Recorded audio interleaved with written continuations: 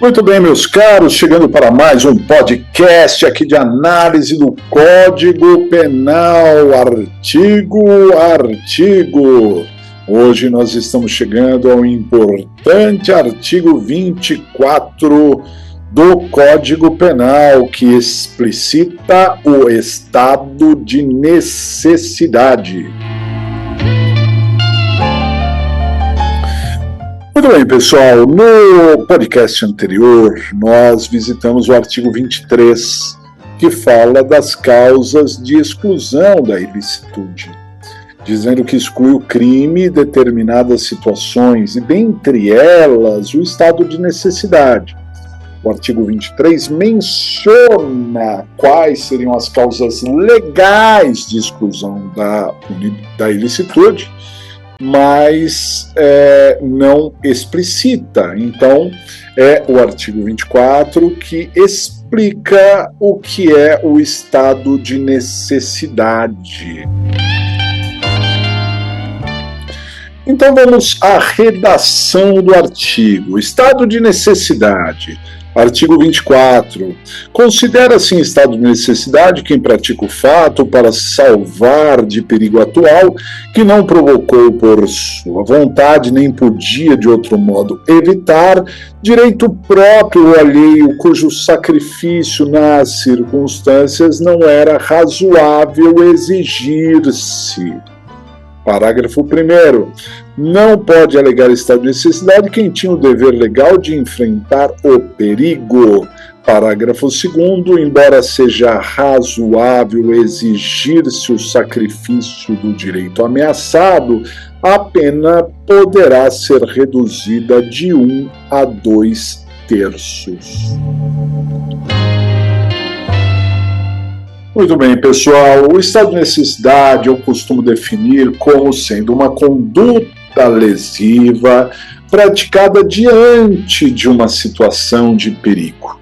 Então, o cidadão comum, ele estando numa situação de perigo, vendo ameaçado um direito próprio de terceiro, ele tenta escapar deste perigo, ele busca alternativas para se livrar deste perigo. E para, então, se livrar deste perigo, ele vai ter uma conduta lesiva, ele vai prejudicar alguém. Então, para eu não morrer, eu mato alguém. Para eu não morrer de fome, eu furto coisas de alguém e assim por diante. Então é uma conduta lesiva, ou seja, um bem jurídico está sendo prejudicado, mas essa conduta lesiva é justificada diante da situação de perigo pela qual o agente está passando.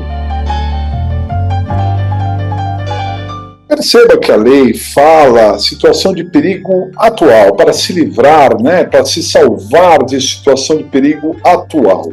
A doutrina admite também a situação de perigo iminente, ou seja, uma situação de perigo que ainda não está passando, mas está prestes a passar. Se você for fazer um concurso público, você tem que tomar cuidado com a redação da pergunta. Se tomarmos ao pé da letra da lei, seria só a situação de perigo atual. Mas se você tiver oportunidade de explicar que a doutrina também admite a situação de perigo iminente, você teria uma resposta mais completa. Bom, pessoal, a situação de perigo, então, ela tem que ser atual, ou, segundo para a doutrina, também iminente, não provocada pelo próprio agente voluntariamente, ou seja, aquele que se colocou em perigo não pode agir em estado de necessidade. Também vale destacar que essa situação de perigo tem que estar ameaçando um direito, qualquer direito, direito próprio ou de terceiro, né? Um direito à vida, à integridade corporal, ao patrimônio e assim por diante, né? Tem vários direitos que a situação de perigo pode estar afetando, né?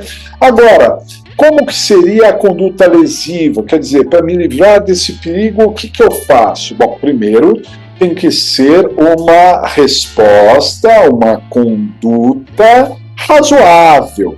Ou seja, eu tenho que colocar na balança. Será que para o meu patrimônio, para proteger o meu patrimônio, é razoável matar alguém? Me parece que talvez não, né? Então, tem que ser uma situação de perigo que seja compatível ali com a conduta lesiva. A conduta lesiva tem que ser razoável. Além disso, a conduta lesiva ela tem que ser inevitável, porque pense no seguinte: se houver outra forma de se livrar do perigo, nós temos que sempre optar pela forma menos onerosa. É o que se chama de commodus dissensus, em latim, que seria a saída mais favorável. No estado de necessidade, nós sempre devemos optar pela saída mais favorável, ok? Além disso, conforme nós destacamos e está previsto no parágrafo 1º, nós não podemos ter o dever legal de enfrentar o perigo, porque há algumas pessoas que têm esse dever imposto pela lei. Então imagine que, por exemplo, um bombeiro, um policial, né, militar bombeiro, a profissão dele é perigo. Então ele não pode se colocar ali em perigo e reagir em estado de necessidade. A jurisprudência tem admitido uma situação, olha só, uma situação em que aquele que tem o dever legal de enfrentar o perigo poderia agir em estado de necessidade. Seria o caso em que o bem jurídico protegido seja mais relevante do que o bem jurídico prejudicado com a conduta. Por exemplo, o policial, aí nesse exemplo, o bombeiro, ele, para se livrar da sua vida, para salvar a sua vida, ele pode, em estado de necessidade, prejudicar o patrimônio de alguém, porque a vida é um bem que está acima do patrimônio. Mas, para proteger a sua própria vida, ele tirar a vida de alguém já não daria, porque estamos falando de bens em patamares idênticos. Bom, nós temos ainda o parágrafo 2º. Eu disse para vocês que essa conduta lesiva teria que ser razoável para caracterizar o estado de necessidade, mas o parágrafo 2º diz: se não for razoável, se a pessoa exagerou, então nós teríamos não mais a exclusão do crime, não mais caracterizado o estado de necessidade, mas teríamos aí uma causa de diminuição de pena. Nesse caso, o agente seria punido com a redução de 1/3 a 2/3 da pena. Talvez o exemplo mais comum para a gente lembrar, né, de estado de necessidade seria o caso dos exploradores de caverna, em que as pessoas ficaram presas numa caverna e, para não morrerem de fome, uma matou a outra para se alimentar.